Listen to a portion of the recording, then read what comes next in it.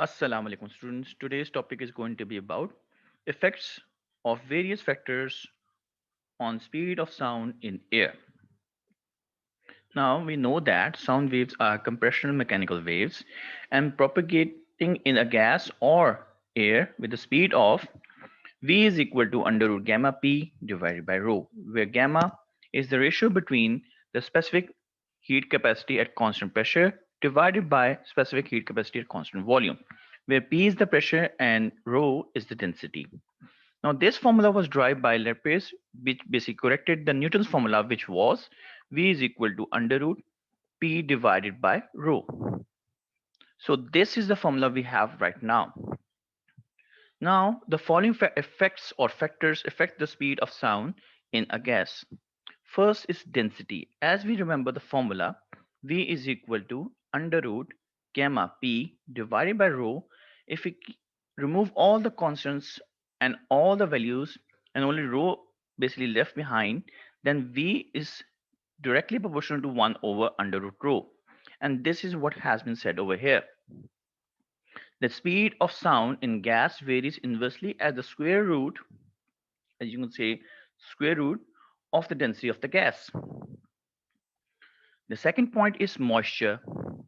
The presence of moisture in air reduces the resultant density of the air. The net resultant or net result is the speed of sound increased with humidity. Hence, the velocity of sound in damp air is greater than the value of dry air. That means in humid air, the sound will travel much faster because of the water molecules present in the environment. Third point is pressure. For 1 mole, that means N is equal to 1 of an ideal gas having a volume of V and pressure P and temperature T, we can write down PV is equal to RT, where R is our general gas constant. Now, if we rearrange this equation, it will be V is equal to RT divided by P. That means P goes to the other side, it will divide, where R is the general gas constant. Now, if the mass of a gas is m, then its density can be represented as density is equal to mass per unit volume. Now, if we put the value of V, which we found out in the second equation, and put the value in this equation, we get the value of density. Density rho is equal to m divided by RT by P. So if we write it like this, P is equal to m divided by RT divided by P, then we can also write it like this, rho m divided by RT and P goes up. So this is the new formula of the density. So density is equal to MP divided by RT. Therefore, the speed of sound is now going to be V is equal to gamma P divided by rho is equal to gamma RT divided by M. Now, as we know that density is equal to MP divided by RT, if we put this formula in this formula, velocity is equal to under root gamma P divided by density. Put the value of density in this equation. We get V is equal to gamma P. Instead of uh, rho, we are putting down MP divided by RT. This P and this P cancels out. And what we are left with? We are left with gamma RT divided by M. And this what has been written over here. So now in this case, we'll see that there's no pressure present in the equation. So that means the pressure does not play any part in the velocity of sound. Hence, the speed of sound in gas is independent of its pressure. Fourth point is temperature. As we know the formula now that velocity is equal to, let me clear that out. Velocity is equal to under root gamma RT divided by M. And we know that that velocity and temperature both are directly proportional to each other, with temperature has an under root over it. For solid and liquids, the change in speed of sound with temperature is very small and it can be neglected. That means solid and liquid, the molecules are very close to each other. That is why it doesn't basically affect the speed of sound. But for the gases, the change in speed of sound with temperature is very large. The increase in speed of sound with temperature is large, or gas is about 0.61 meter per second for each 1 degree rise in temperature. That means if 1 degree rise in temperature occurs, the speed of sound will increase by 0.6 meters per second. Since the speed of sound in gas is given by V is equal to gamma RT divided by M whole under root, so all of these values are constant. R is constant, M is constant, and gamma for air is also constant. So that means that V is directly proportional to under root T,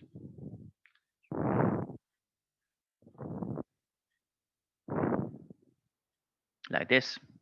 So keeping that in mind, therefore, the V is directly proportional to T, or to be more exact, under root T. So we know now that V is directly proportional to under root T. So that is the speed of sound in gas is directly proportional to the square root of the absolute temperature of the gas. If V naught, sorry, if V naught and V are the speed of sound at temperature T naught and T respectively, that means V naught is the temperature at 0 degrees centigrade and V is the temperature, any temperature you can imagine, which is greater than 0, that exists. Now, if you're comparing these two velocities, it will be V divided by V naught is equal to under root T divided by T naught.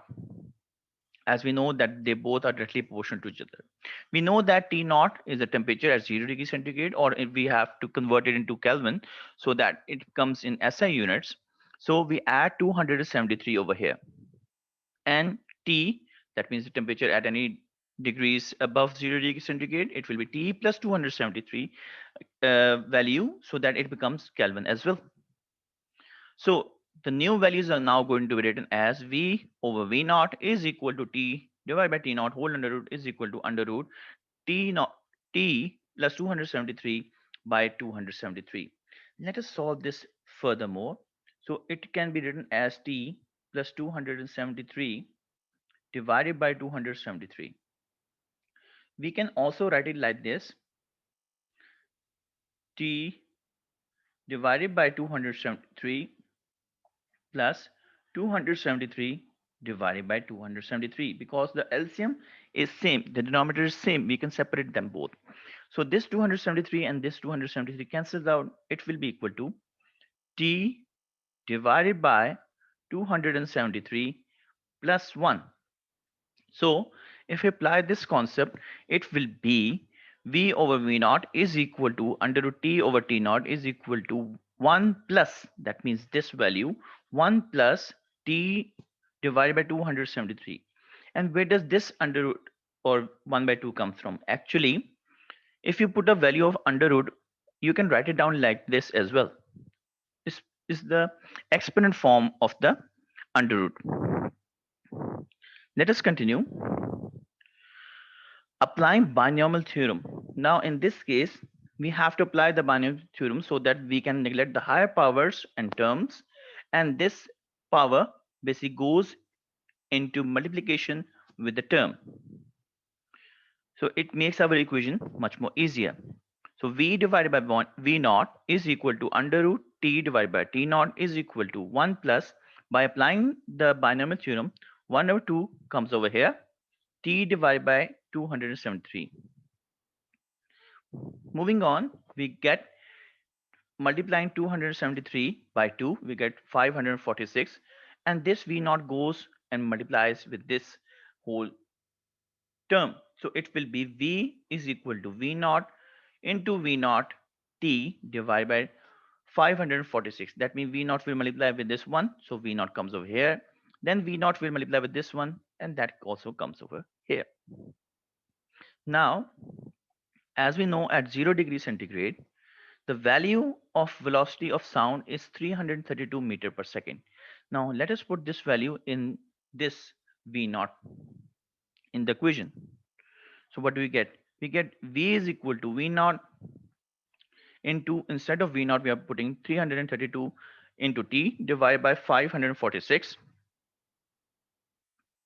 We got V is equal to V naught plus 0.61 into T. Now, if we rearrange this equation, it will be V naught is equal to V minus 0.61 into T. So both of these equations are representing the same thing but rearranged in a different manner. Now, thus this equation tells us the increase in the speed of sound with each degree increase above 0 degree centigrade, then it will increase by 0.6 meters. Like if we am taking this equation, V, that means temperature was increased, and V naught is equal to the speed of sound at 0 degree centigrade. So if I increase the value of T by 1, let's say if I put the value of T degree equal to 1, then it will be V plus V naught plus 0.61 increase in the velocity of sound. So that is why we are saying the increase in the speed of sound for each degree rise above 0 degree centigrade is 0.61 meter per second. The next factor is the wind. Now, if the wind carrying sound wave and it's still moving, then there is a wind, and which means that it will flow in a certain direction. The speed of sound in the direction of the wind relative to the ground is V plus VW. Now, what does actually mean? If we have two persons over here, one standing over here, the other one standing over here, and the wind is flowing in the direction of the second person over here. Then when he speaks, the first person, the sound will travel much faster because it is moving with the wind. So we have to add the two velocity, V plus VW, where VW is the velocity of the wind and V is the velocity of the sound. Similarly, if the person is standing over here and the other person is standing over here in another scenario, now the wind is moving in opposite direction, in this direction. Now the sound will be of less velocity. So that is why, while against the wind, V, the velocity of sound, will be subtracted with the velocity of the wind. That is the opposite direction. There, now we know, there VW, or where VW is the speed of wind and V is the speed of sound.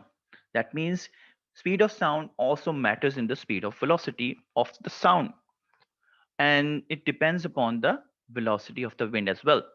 Now, I hope you enjoyed today's lecture. Inshallah, we'll meet again. Allah Hafiz.